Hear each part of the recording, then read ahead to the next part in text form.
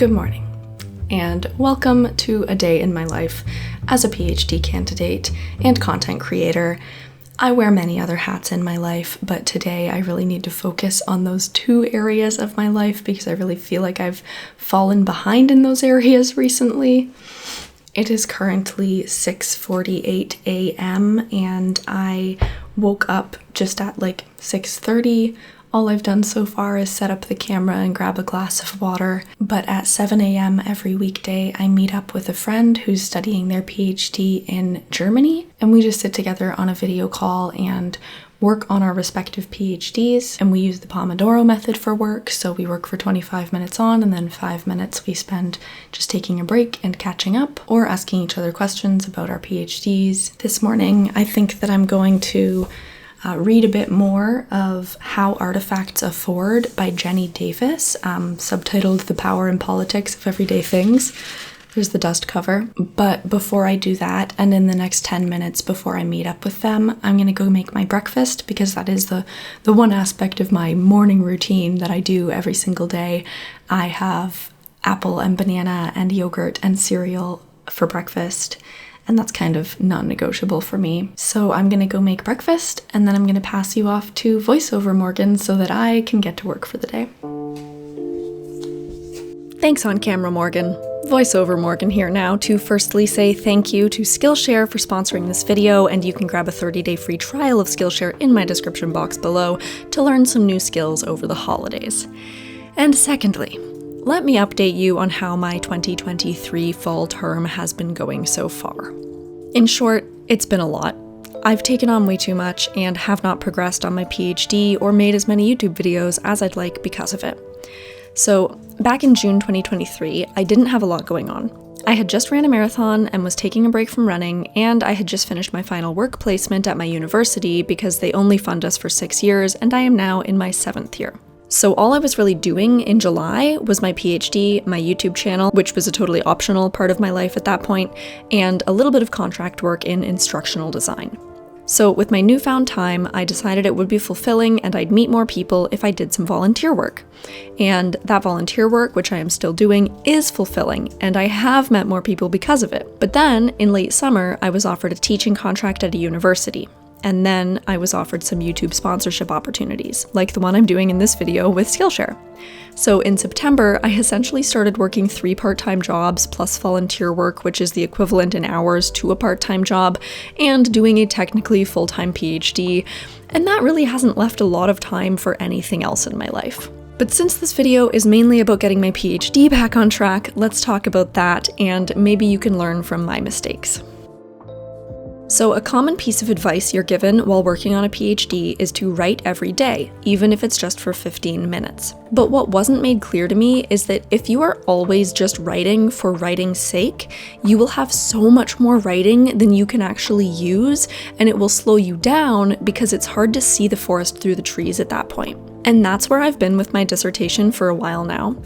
It feels good when I am writing and it feels productive, but then I'll take a step back and feel like I haven't progressed at all because that writing doesn't feel like it was working towards a clear goal.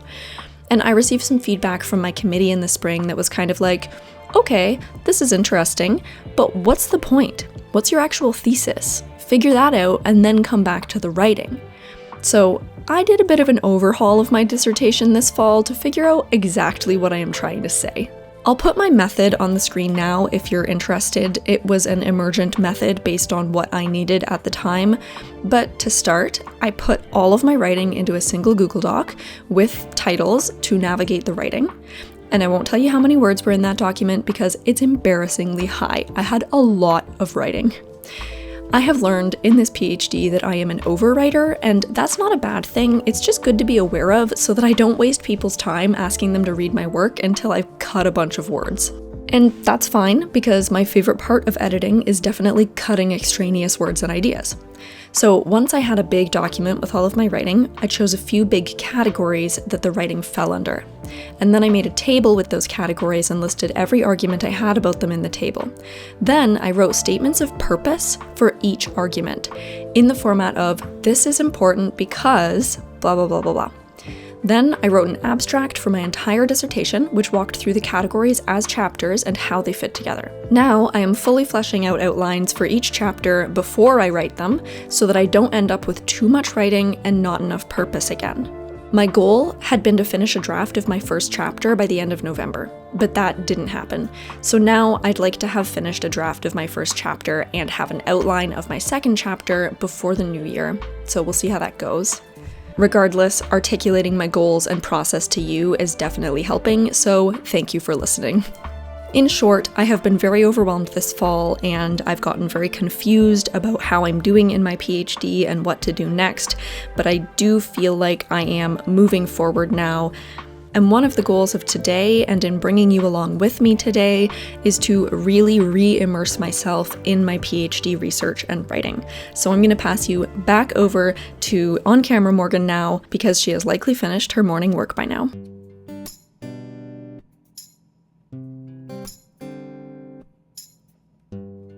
Thank you, VoiceOver Morgan, for keeping people company while I got some work done. And I have legitimately just been sitting here for about 2 hours working on my first chapter, and it's going surprisingly well. It's amazing what you can get done when you actually carve out the time to do something.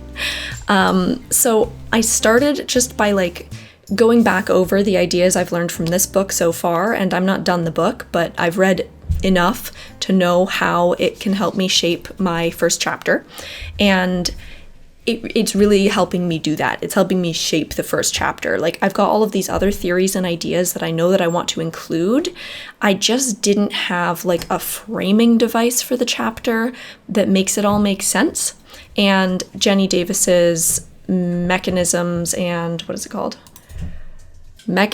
Conditions framework is doing that for me very effectively, and I'm very grateful to Jenny Davis for that. As you saw, I've managed to write over 1,000 words this morning, which is great. Lately, it's been really hard for me to get words on the page. I get distracted very easily because there's so much going on in my life.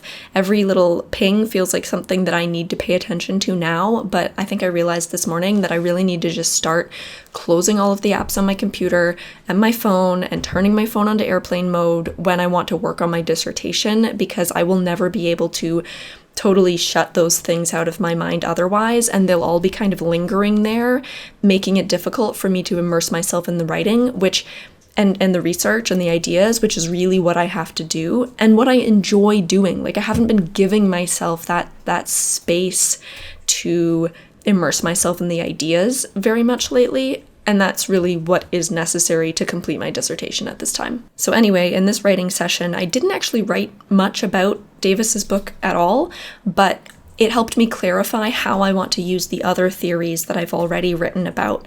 And so I kind of reframed all of that.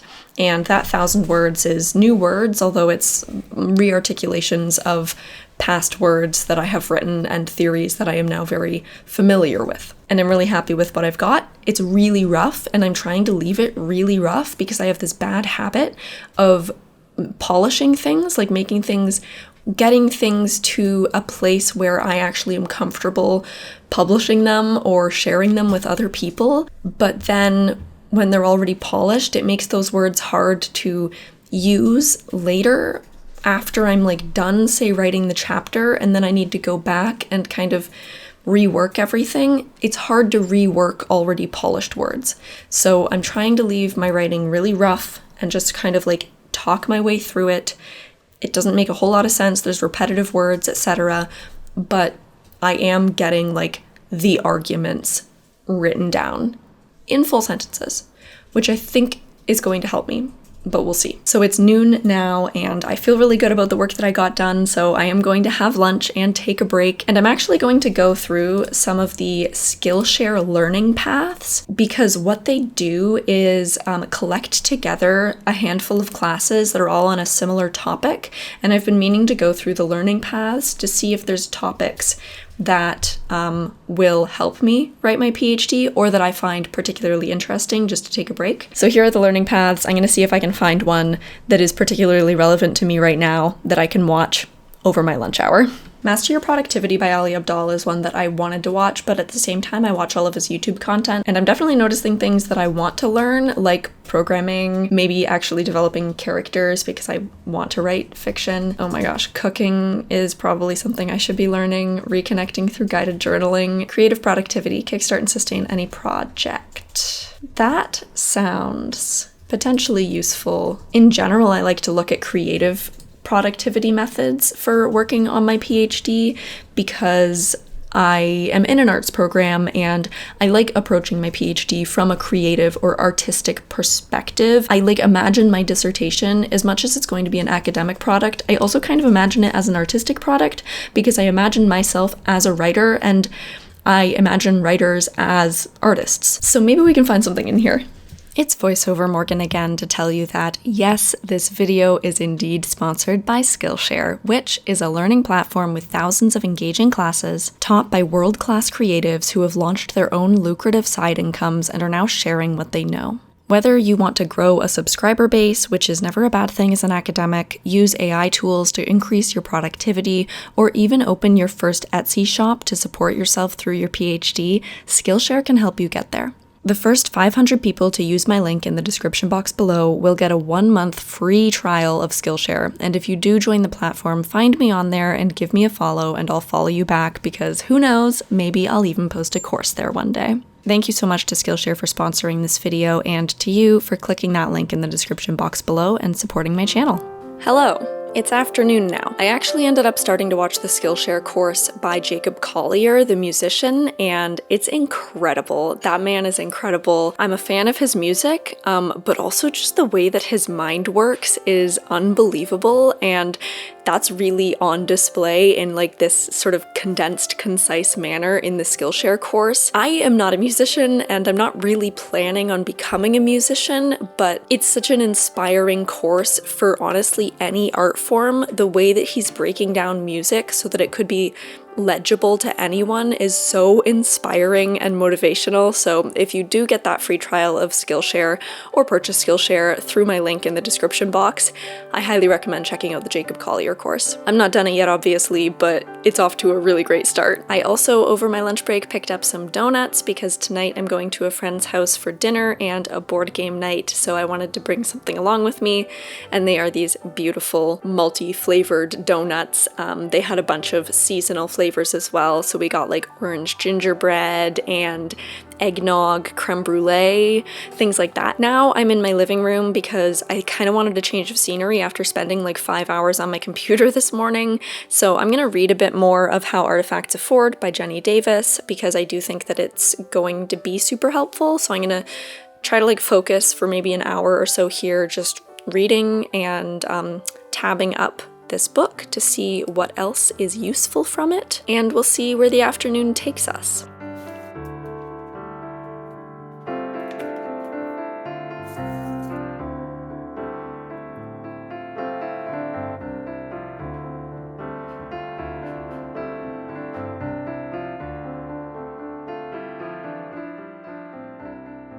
In this chapter, Davis is laying out a brief literature review of the uses of affordance theory in scholarship, and it is a remarkably helpful overview. Considering I'm in the 7th year of a PhD and I feel like I should be done by now, and many commenters have reminded me of this as well, I sometimes feel like reading more is a useless waste of time. Another piece of advice that people give you while doing a PhD is that you will never read enough. Eventually you just need to write the thing, which is obviously true, but also makes me feel bad for continuing to read, which in my field means continuing to research, because I feel like I should be out of the research phase, so to speak, and fully immersed in the writing phase of my PhD. But the fact of the matter is, I think, that these phases are not different. The sooner you can start drafting your actual dissertation, the better, because then everything you read has real value. However, until you've read a lot, you can't exactly know how to formulate your arguments, and you could end up with way too much writing that doesn't really articulate anything of value. So you need to read to write efficiently, but you also need to write to read efficiently. It's a horrible and seemingly endless cycle that I have not yet emerged from, and I wonder if there's a good answer to the question how much research is enough to start writing, or how much writing should I do before I accept that I just need to do more research. Ultimately, it'd be nice if there was a clear moment at which everything just clicks and you've made your research finding, just like in the movies. But I don't think that ever actually happens in any field, and that's just the nature of knowledge, I guess. By the time you think you've found something, someone else has already found a way in which your thing is outdated. That is definitely clear in the chapter I'm reading right now. Hundreds of people, at least, have already used affordance theory in a myriad of disciplines, and Davis claims that affordance theory now needs updating and clarifying, but as soon as she publishes this book, there's already been more contributions to affordance theory that aren't listed in here, and someone else is going to revise her revision to the concept. All that to say, I don't think I should feel bad about reading, because reading is a part of the writing process. However, I also don't think I should feel bad about not reading, because eventually I am just going to have to finish this thing. Well, friends, now is the moment of truth. I've finished a chapter of my book, and I could now either read another chapter, go back to my computer and get other work done, or I could watch an episode of TV and take a break. The thing is, I am really tired, and I think it's reading that made me really tired, so maybe I should go back to my computer. Or maybe it was all the writing this morning that has made me exhausted, and now my brain is too tired to do that work, and I should take a break and watch TV. I think I'm going to do a compromise of those things and watch like a half an hour of TV, and then at that time it'll be 4 p.m., and then I can spend another hour on work for the day, and then I'll get ready and go to my friend's house and play board games. I think that's the plan, so I'm going to watch a bit of Mindhunter, which I'm almost finished. I think I have like an episode and a half left. And then I'm going to watch a bunch of Apple TV stuff in December, like Lessons in Chemistry, of course, but also the 3rd season of The Morning Show. If you have any other Apple TV recommendations for me, I've seen Severance. I've seen some of the good ones, obviously Ted Lasso, but if you have others, let me know. So I will be back to update you at the end of my workday. And it is now 5:30 p.m., so that means my workday is complete. I read one more chapter of How Artifacts Afford, and now I'm about halfway through the book. It's actually a super readable book and enjoyable, so I suspect I will finish it by the end of the weekend. Today's Friday. I tend to take the evenings off or use the evenings to do my volunteer work, which is often asynchronous, but sometimes I have meetings in the evening. I also use the evenings to hang out with friends, like I'm doing tonight, and sometimes I'll use fun evening activities as a way to motivate myself to get more work done in a more focused manner during the day. I also used to take weekends off, but that has become kind of impossible, especially with my current teaching gig. So usually on the weekend I am doing something, often grading, but sometimes some PhD work or volunteer work. And this weekend is no different. I am going to have to do some teaching work, especially because we're headed into exam season. So I'm wrapping up everything to do with my course and preparing to teach another course in the new year. And I'm really affected by sleep, so I wake up at like 6:30 a.m. every day. So I need to go to bed kind of early in order to get a full 8 hours of sleep. So I'm usually in bed by about 10 p.m. So you might not hear from me again tonight. I might just go straight to sleep when I get home. But I will try to get some footage from board games so that you can see what we played if you're a board game fan like myself.